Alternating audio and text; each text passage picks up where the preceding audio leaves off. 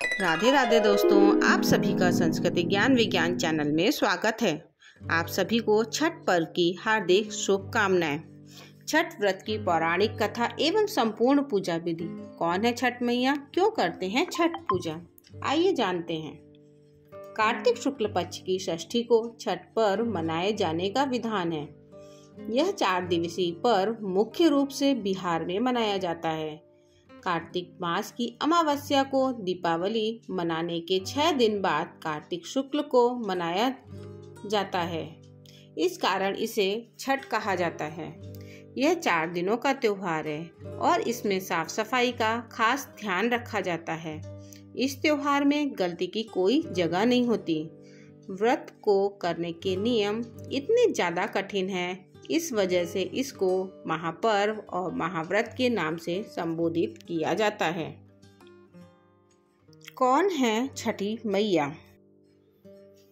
मानता है कि छठ देवी सूर्य देव की बहन है और उन्हीं को प्रसन्न करने के लिए जीवन के महत्वपूर्ण अवयवों में सूर्य व जल की महत्ता को मानते हुए इन्हें साक्षी मानकर भगवान सूर्य की आराधना तथा उनका धन्यवाद करते हुए माँ गंगा, यमुना या किसी भी पवित्र नदी या तालाब के किनारे यह पूजा की जाती है।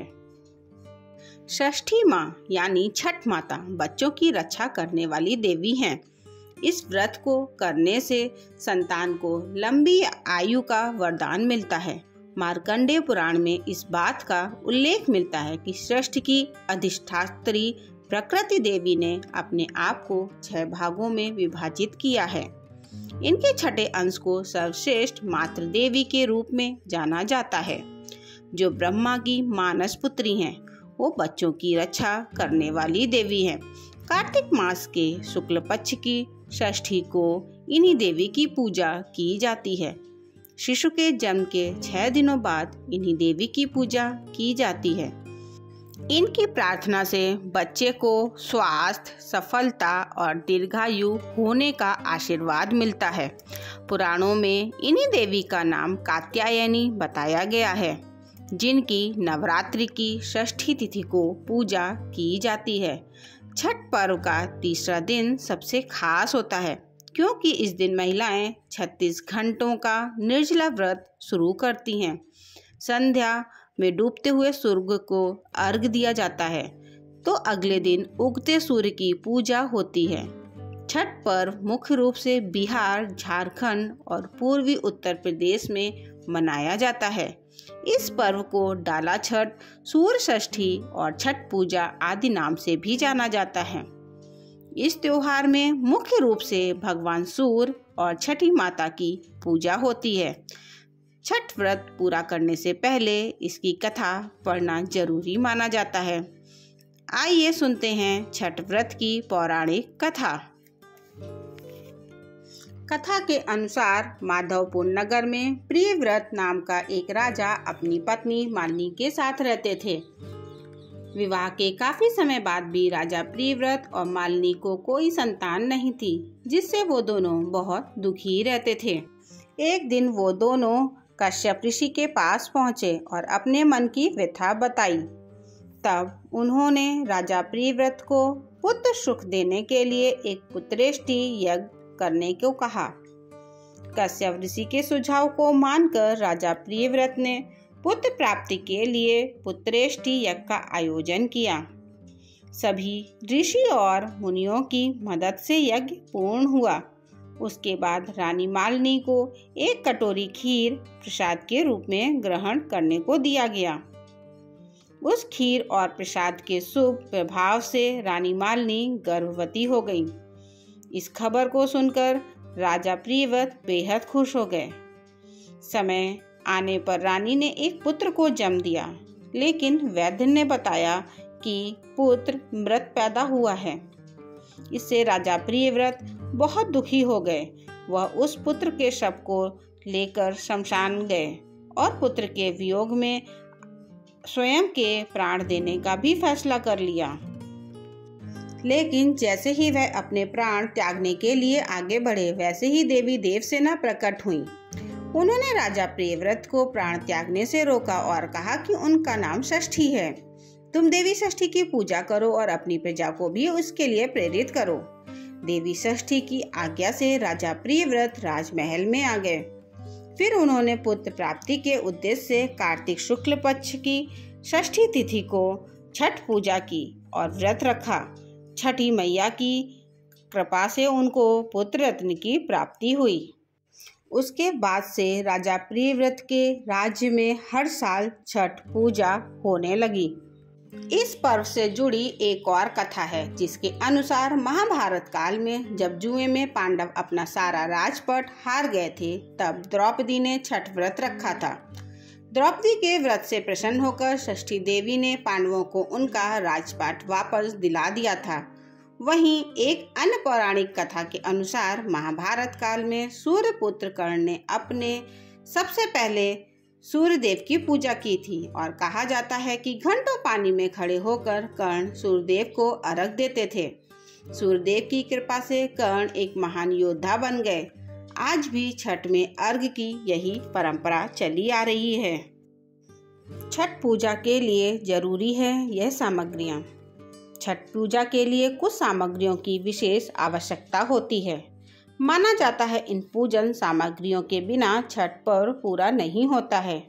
छठ पूजा की पूजन सामग्रियों में बांस की टोकरी, सूप, नारियल, पत्ते लगे गन्ने, अक्षत, सिंदूर, धूप, दीप, बत्ती, थाली, लोटा, नए वस्त्र, नारियल पानी भरा, अदरक का हरा पौधा, मौसम के अनुरूप फल, मिट्टी या पीतल का कलश, कुमकुम, पान तथा सुपारी की विशेष आवश्यकता होती है।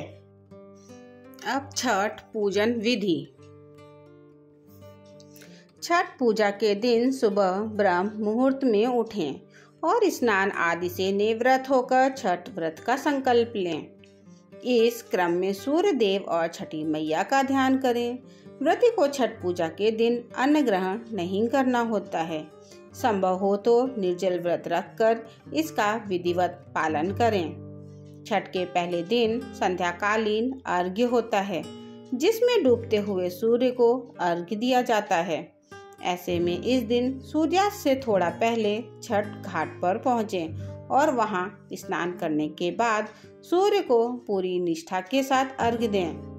इस दिन भगवान सूर्य को अर्घ्य देने के लिए बांस या पीतल की टोकरी या सूप का उपयोग किया जाता है। ऐसे में बांस या पीतल की टोकरी का इस्तेमाल करते हुए सूर्यदेव को अर्घ्य दें। छठ पूजा में जिन टोकरियों का इस्तेमाल होता है उसमें फल, फूल, गन्ने, पकवान इत्यादि समेत पूरी पूजन सामग्रियों को अच्छी प्रकार रखें। इसके साथ ही इस पर सिंदूर लगाएं और सूर्यदेव को अर्घ्य देते वक्त टोकरी में सभी पूजन सामग्रियों का होना बहुत जरूरी होता है। ऐसे में इस बात का विशेष ध्यान रखें। इसके साथ ही पूरे दिन और रात भर निर्जला व्रत रखकर अपने दिन सुबह उगते हुए सूर्य को जल अर्पित करें। सूर्य देव को अर्घ्य निवेदित करने के साथ ही मन उनसे अपनी मनोकामना कहें। आइए जानते हैं छठ पूजा के दौरान कब क्या करना है। छठ पूजा के पहले दिन नहाए खाए होता है।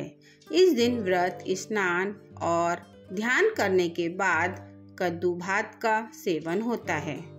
छठ व्रती को नहाए खाए के दिन शुद्ध सात्विक भोजन ग्रहण करना होता है। इसके साथ इस दिन जब व्रती भोजन कर लेती है तभी घर के बाकी सदस्य भोजन करते हैं। खरना। छठ पूजा के दूसरे दिन खरना करते हैं। इस दिन व्रती महिलाएं स्नान करने के बाद चावल और गुड़ की खीर बनाकर खरना माता को अर्पित करती हैं। इस प्रसाद को मिट्टी के नए चूल्हे पर आम की लकड़ी से आग जलाकर बनाया जाता है। शाम को पूजा के बाद घर के सभी सदस्य पहले खरना प्रसाद ग्रहण करते हैं, फिर भोजन करते हैं। खरना प्रसाद को बेहद शुभ माना जाता है। इस प्रसाद को खाने के बाद व्रत शुरू हो जाता है। इस दिन नमक नहीं खाया जाता है। छठ पूजा का तीसरा दिन बहुत खास होता है। इस दिन शाम को डूबते सूरज को अर्घ्य दिया जाता है। टोकरी में फलों, ठेकुआ, चावल के लड्डू आदि से अर्घ के सूप को सजाया जाता है। नदी या तालाब में कमर तक पानी में रहकर अर्घ दिया जाता है। चौथे दिन उगते हुए सूर्य को अर्घ देते हैं। उसके बाद 36 घंटे का व्रत समाप्त होता है। छठ पूजा में मन और तन की शुद्धता बहुत जरूरी है और अर्घ देने के बाद व्रती प्रसाद का सेवन करके व्रत का पारण करती है। जय हो छठी मैया। दोस्तों, आपको यह जानकारी कैसी लगी हमें कमेंट बॉक्स में ज़रूर बताएं। वीडियो पसंद आया हो तो लाइक करें और ऐसी ही कहानियाँ सुनने के लिए चैनल को सब्सक्राइब करें। धन्यवाद।